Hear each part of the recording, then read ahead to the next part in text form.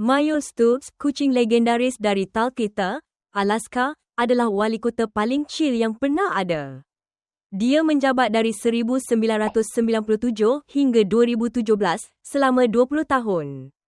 Kenapa dia terpilih? Warga lokal kecewa dengan kandidat manusia, jadi mereka iseng mencalonkan kucing ini. Dan dia menang. Tugasnya, nongkrong di Nagli Store, tidur di meja resepsionis dan kadang hadir di acara resmi. Dia bahkan minum air dari gelas wine.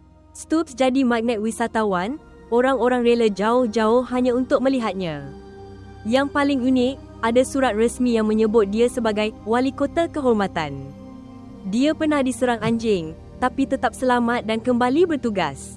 Dan yang paling mengesankan, dia tidak pernah bohong atau korupsi.